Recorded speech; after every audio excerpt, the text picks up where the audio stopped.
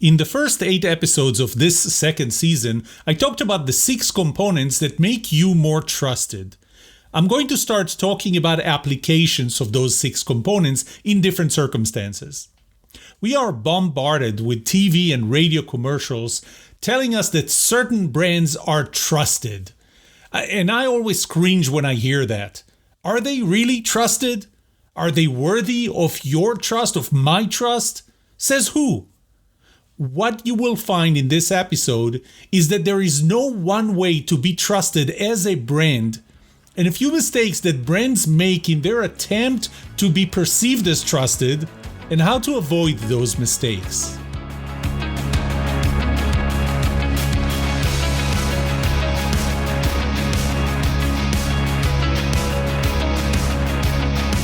Welcome to Season 2, Episode 9 of The Trust Show. I'm your host, Yoram Solomon, a researcher of trust and the author of The Book of Trust. In this educational podcast, I will share with you everything I know and discovered about trust. I will challenge you to think differently about trust, but not only will I teach you about trust, I will also give you actionable advice on how to build trust, be trusted, and know who to trust. Because the answer to these 2 questions will have the biggest impact on your personal and professional success or failure. Can I trust you? And can you trust me?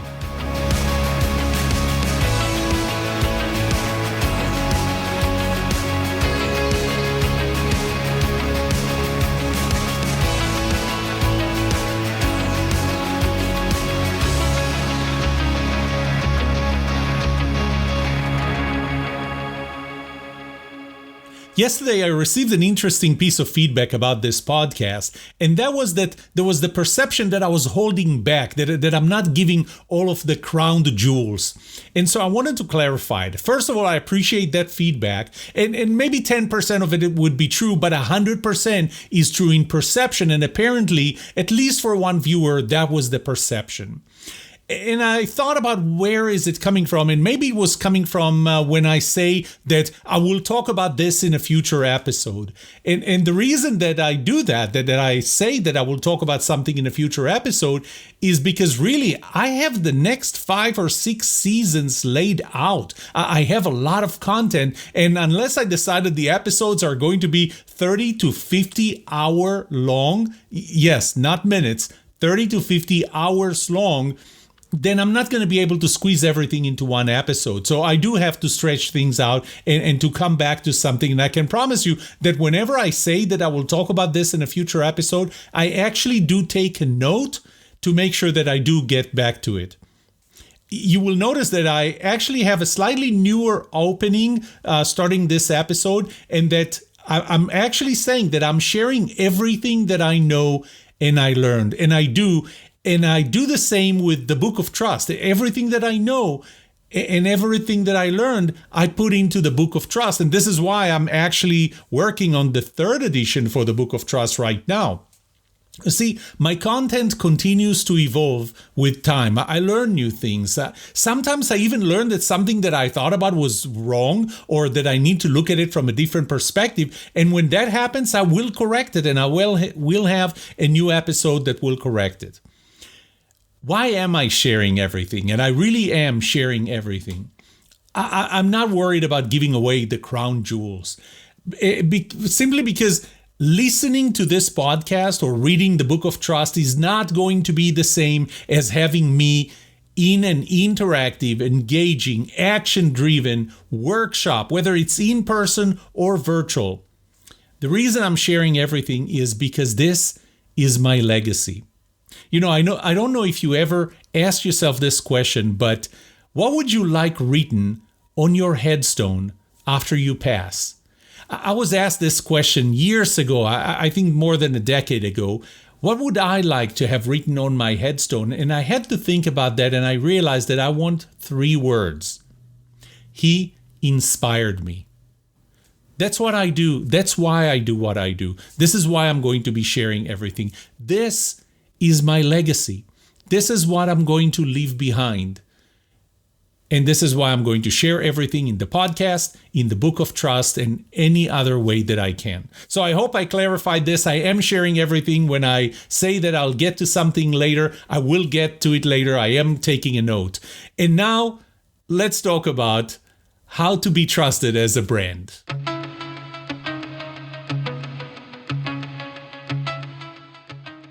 So first, I want to make sure I'm not the only person that notices how many of those commercials on TV, on radio, and anywhere on the internet that claim, or certain brands claim, that they are trusted. We are the trusted brand.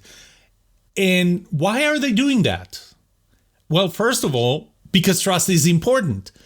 And maybe companies and brands are realizing that, and I found that in one of my surveys when I asked what is the most important quality for you in another person. And granted, the type of people that I talked about were salespeople trying to sell you something, your boss, your employee, your peer, say your government representative, and even your spouse. And the number one quality was always, with 61.2%, the most important quality was your trustworthiness. And I guess that brands are starting to catch that. And unfortunately, we are losing a lot of the trust in our society, in our culture. You know, if you apply this to sales, which is the closest to talking about brands, if you apply this to sales, in another survey that I did, what I found was that if you sell something, a product or a service, for the same price as an untrustworthy brand or salesperson, if you are trustworthy, you will get the business 100% of the time over your competitor. Your competitor is going to get nothing and you get 100% of the business. But I even found in that survey that you could charge 29.6%, almost 30% higher price for your products or services and still get the deal. Now you're going to be at 50-50 chance, but you still get the deal. There is a premium for your being trustworthy. And my guess is that the reason we're hearing in so many commercials and ads that brand X or brand Y are trusted and are trustworthy and trust us is because they realize how important it is. But there is a problem. And the problem, I think the best way to describe it is, it's the chicken and egg problem. And the chicken and egg is that you are asking me to trust you.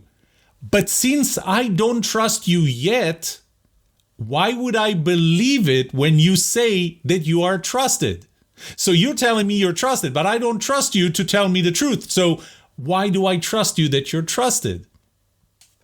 See, if I did trust you, you actually wouldn't have to say that you are trusted. It's a chicken and egg. You tell me you're trusted, but I don't trust you yet, so I don't trust the fact that you're telling me that you are trusted, or your belief that you are trusted. And once you are trusted, then I will trust you, but I already trust you. So there's no need for you to say that you're trusted. In fact, what happens is the opposite. Because when you say that you are trusted and you don't have any proof or any evidence for that, what happens is that you lose my trust. So when an untrusted, and I'm not going to say that it's untrustworthy, when a brand is not trusted yet and it claims to be trusted, it can actually lose trust. And I will explain in this episode why, and I will explain what you can do about it.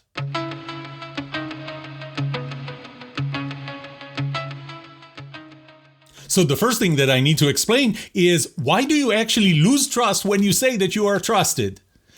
And it's simple. If you go back into the model, the 6-component model, which I covered in the first 8 episodes of this season, you will know that there are 6 components that are split into 2 groups: the what you do and the who you are. And I'm not going to talk about the who you are right now. I'm going to talk about the what you do. And what you do starts with positivity. Do you bring positive or negative into the interaction? And the positivity is broken into 2 subcomponents: the level of BS that you bring and your self-centrism. And specifically, I'm going to talk about the level of BS. When you say something that is important, but has no evidence, no proof, then what you're sharing is opinion. But when you share your opinion without that evidence and without proof, this is considered BS. I'm sorry, it is. It's considered BS. It's considered, instead of positivity, it's considered negativity. And the entire interaction just drags the level of trust that I have in you down instead of up.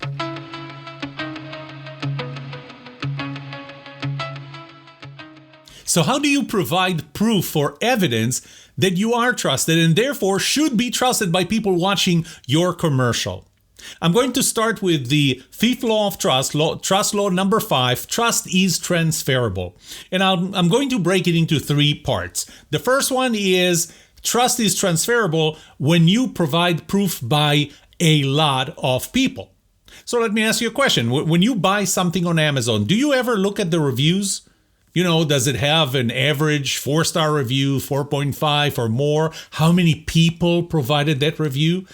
The same with eBay, the same with Uber. When you go into an Uber, when you book an Uber driver or a ride, I look at 2 things.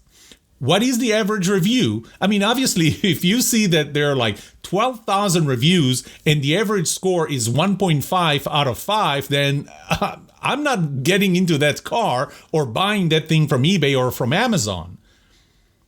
If I see that the reviews are 5 stars, I see that there is a 5-star, but there are like 3 reviewers, you know, maybe I'm cynical, maybe I'm disillusioned, but I'm going to guess that those 3 people are either the producer, the seller themselves, or their friends.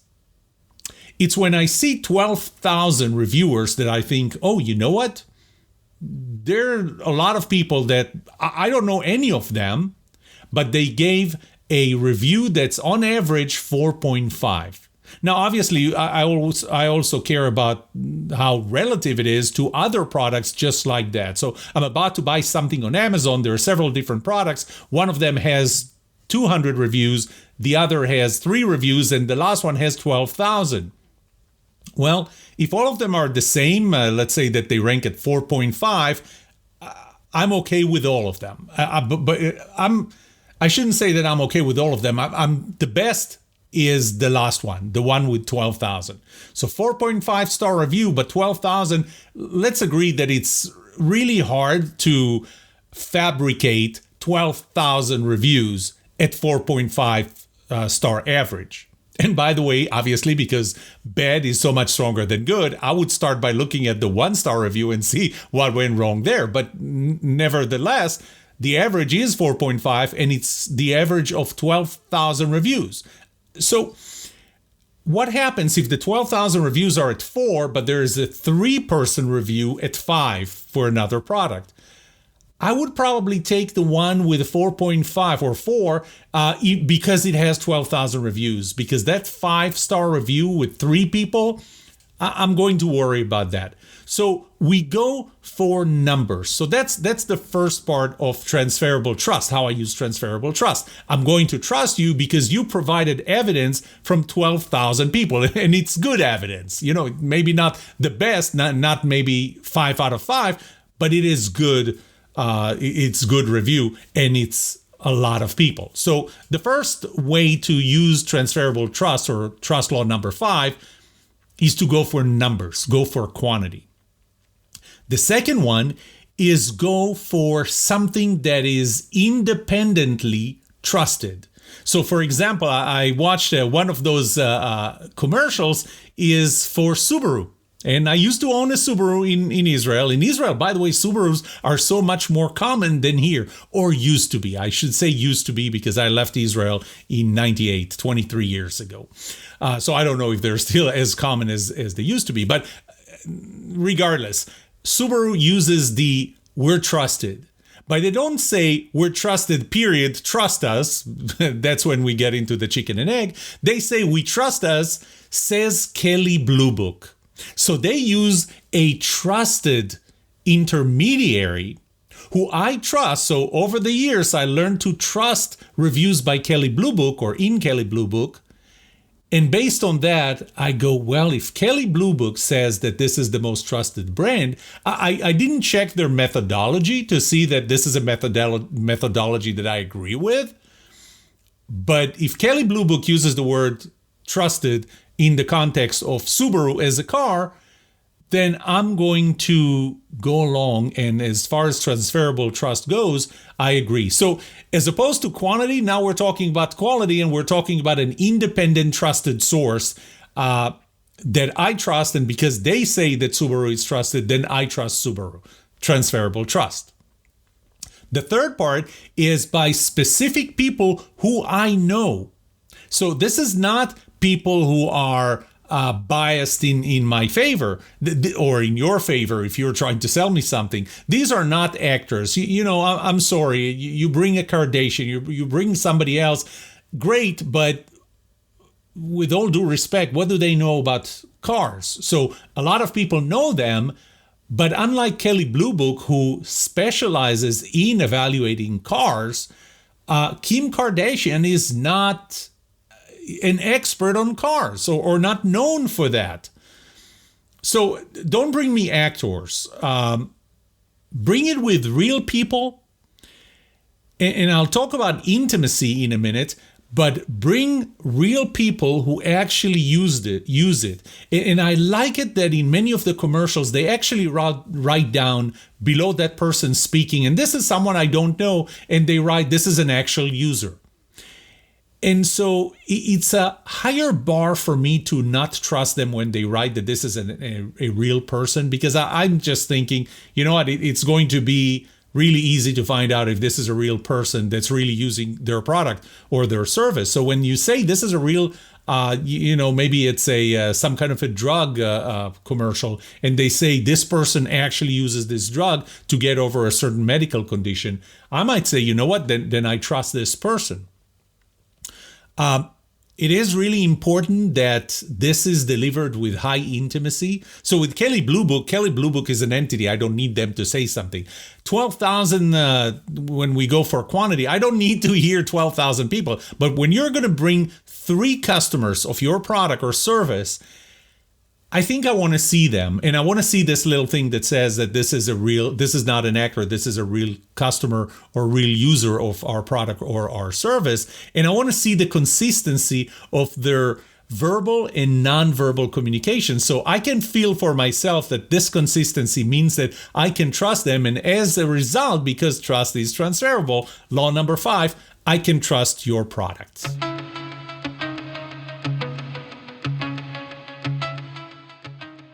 The next part is to talk about the first 3 laws of trust and one of the components of trustworthiness, and that's that trust is relative. And you have to keep that in mind, that trust is relative. Trust law number 1 says that if you're trusted, the question needs to be by how much. And you should say it, buy a Subaru, we will protect you. It's not buy a Subaru, you're going to win the Grand Prix. So you got to be specific by how much you need to protect. And law number 2, same thing. It's trusted to do what? So again, that's maybe a better use of that analogy. Trust me to protect your family, which is what Subaru, by the way, is using in their commercials. And it's really great because they're not talking about a whole bunch of things. If you take Jeep is all about adventure. If you take Subaru, it's all about protection and safety. So this is trust law number 2. Focus on what is it that you want me to trust you with. And law number 3 is trusted by whom. And this is where we go into that one of the 6 components, the personality compatibility, which is one of the 3 components of who you are. Personality compatibility. You will not be trusted by everyone, so don't even start there. And I'll give you a couple of examples. I'm reading the book Atomic Habits by James Clear, and he talks about building habits. And this has nothing to do with building habits, but he said something very interesting that I never thought about it. He said, think about boiling water. When you put them in boiling water, eggs become hard. Potatoes become soft.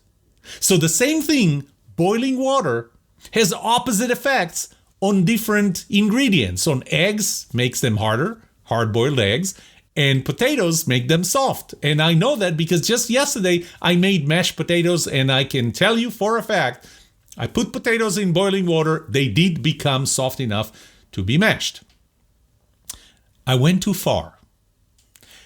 An example that I gave you earlier when I talked about the third law of trust is rate my professor. So just in case you didn't hear, this was in my first season, the episode that talked about personality compatibility. I think it was 2 episodes. So I'm going to give you that same example. So my older daughter had just finished college. My second daughter is halfway through college.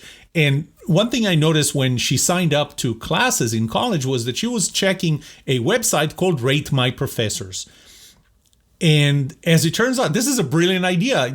Anonymously, students who took certain classes in certain universities with a specific professor are rating that professor. And I thought that was brilliant, but obviously the next thought through my head was, wait, I'm a professor, I teach at SMU. Do I have a Rate My Professor page? So I went, and sure enough, I do. And there were 2 reviews. And if you go back to that episode, I actually read out those two reviews. One of the reviews was great. It gave me 5 out of 5. It said I was awesome. But the second review gave me 1 out of 5 and said that I was awful. The weird thing or interesting thing was that given the time, because those are anonymous, so I don't know who posted those reviews, either one, but given the time and the class, these 2 students sat in the same class, in the same classroom, and I was obviously the same professor, and they gave such opposite reviews. And by the way, you see that on reviews on Amazon and Uber and everything else. I mean, how can different people give you such different reviews? And that is because people are different. We are all different.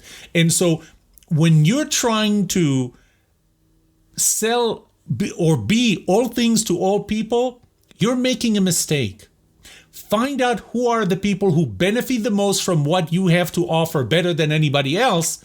These are your people. These are the people you want to be trusted by. Don't try and be trusted by everyone. I'm going to give you a third example, and I promise I will move on after this.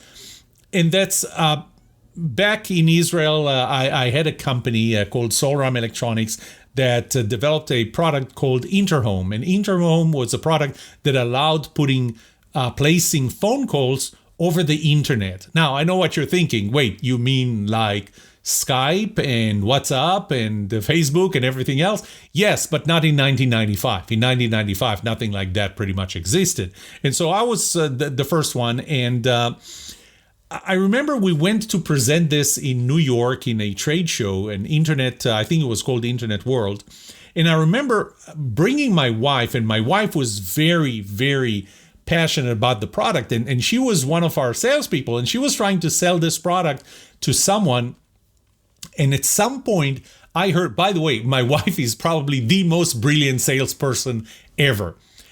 And I'm not just saying that because we've been married for 28 years. You just need to see her. And she was actually invited by the Israeli Export Institute to give a lecture about how to sell in trade shows. But anyway, that trade show, I was looking at her, overhearing her saying to a potential customer, "This product is not for you."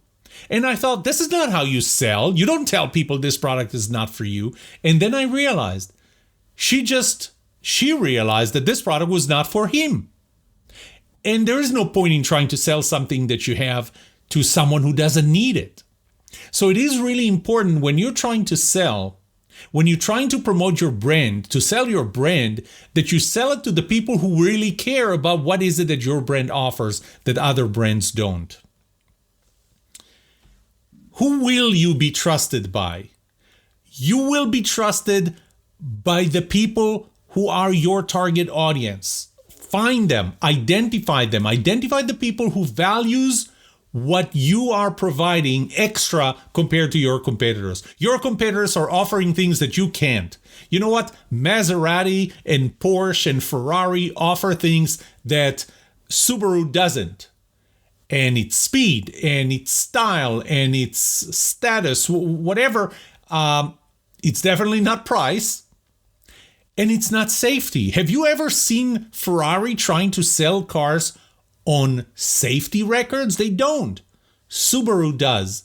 And therefore, Subaru appeals to a specific audience. So you need to focus on who do you appeal to, because trust is relative and different people would trust different people. Know what they care about. Talk to them.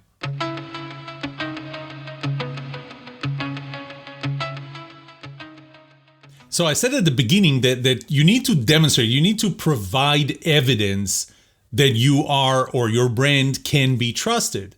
So I'm going to break it into two parts. I'm going to start with the three components of the who you are. They play a big role in the commercials or advertisement of your brand and should be in all of your collateral material. I'll start with competence. So competence really requires evidence. You know, we met certain standards. There is a brand of homeopathic products and natural medications, I guess I'll call them. And they say we are certified by a certain certification organization. So there is evidence that you are competent, that your brand is competent, that you're doing something right. Find out what is the most relevant, what are the most relevant components of being competent in doing what you say that you do to convince that the customer, the viewer, that you can be trusted. So for example, if you're saying, we are the safest car, then what evidence can you provide? We got a certain grade by the Institute for, I don't remember the name of the institute that certifies car safety. But you have that type of evidence, and that evidence directly correlates to competence in the context of what you say you should be trusted for. The second component is the personality compatibility.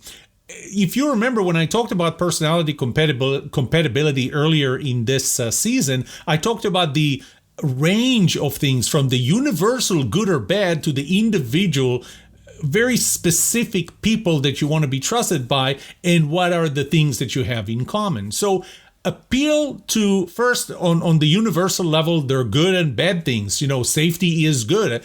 Even if you buy a Ferrari that does not boast their safety record, they're not going to say, well, we're not a safe car, right? So safety is good. So talk about the good things that are universally good in the context of what you do and want to be trusted by.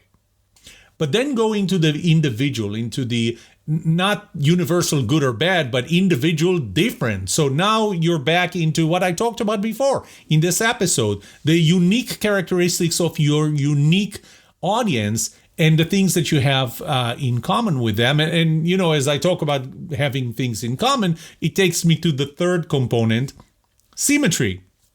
So you need to show your customers that you are on the same side. And you show that through two main things. One is that you share the vision of your customer. Again, specific set of customers. You may not share the vision of other customers.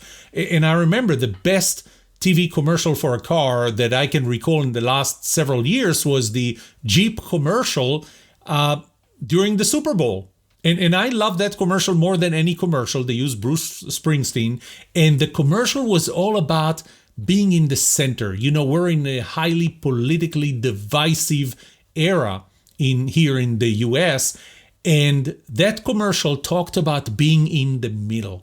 It talked about the majority of us are in the middle. And I felt I related to that. That was a common vision for America that I got from a car commercial during the Super Bowl. The second is we're on the same side and there is a common enemy on the other side.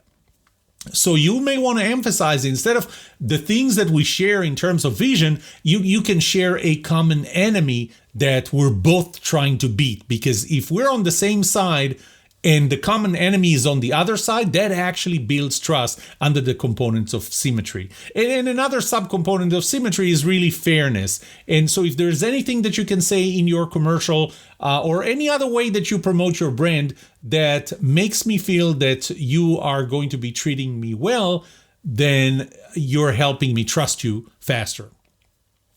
The other three components are the interactions, and I talked more about that. This is the what you do during an interaction, and it starts with the I talked about the BS, and BS is as simple as when you say that you're trusted and you provide no evidence and no way for me to trust you.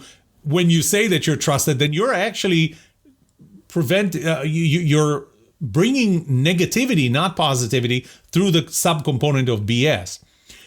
Intimacy, use people rather than words, because then we can see that they're consistent. We can see the consistency of the words that they use and their nonverbal communications. And that consistency is important for trust. The lack of consistency will cause me to distrust your brand. And finally, they're the time, the frequency, the rhythm. The more you're in front of me, the more frequently you're in front of me, the longer you're in front of me, the more rhythmic. So in predictable times that you're in front of me, the higher the predictability is, the more I trust you.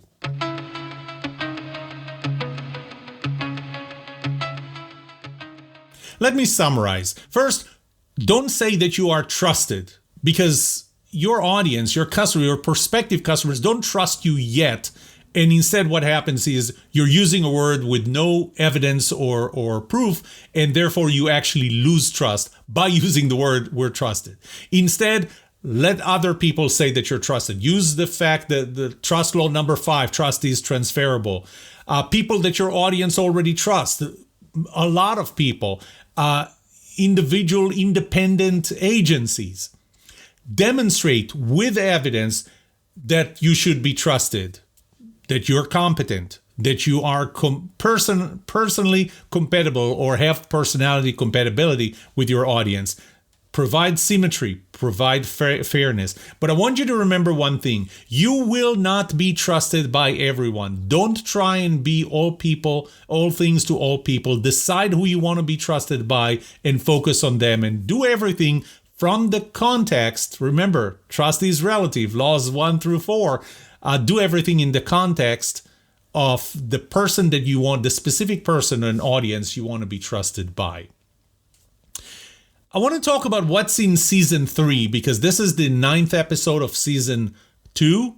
And I'm probably going to have one more episode and then go to season 3, because I can't wait to start talking about what's in season 3. So in season 1, I kind of opened it up with what is trust. I gave you the 8 laws of trust and how trust behaves, those 8 laws that I observed. In season 2, I focused on, this season, what makes you trusted, the 6 components of my trustworthiness model. Season 3, I'm going to go into what can you do? How do you become more trusted? I'm going to give you my proprietary 7-step process. I'm not going to hold anything back, I promise you. In the future, what else? I'll apply this model, this 8 laws, 6 components, 7 steps, into different applications, different roles, into sales, into leadership, team members, project managers, consultants, advisors, coaches. By the way, those are all mini books in my Can I Trust You series. Right now it has 5 books exactly for that, for salespeople, leaders, team members, project managers, and consultants, advisors, and coaches. I'm going to do one more thing in future episodes. I'm going to reflect on news. I'm going to reflect on other events that are happening and how different things have affected trust or were affected by trust. And, anything that comes to mind. And just if there's anything that you want to know, if there's a question that's in your head, just ask. Send me an email. You can reach me at yoram@yoramsolomon.com, and I'll be happy to record something just for you.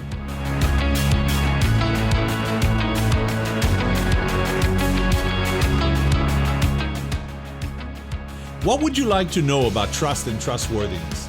Let me know, and I'll make sure to answer it or find the answer to it in a future episode. I would love to hear from you. Email me at yoram@thetrustshow.com. That's yoram@thetrustshow.com. If you like this podcast episode, subscribe to the show so you will automatically get new episodes. Rate it. Write a review for this podcast, because those ratings would help others who are looking for a podcast just like this. If you're looking for more resources to learn about how to build trust, be trusted, or know who to trust, look up my online course at trustedatwork.com. Find my books on Amazon or go to my website, yoramsolomon.com. And remember one thing, the answer to these two questions will have the biggest impact on your personal and professional success or failure. Can I trust you? And can you trust me? Thank you for listening.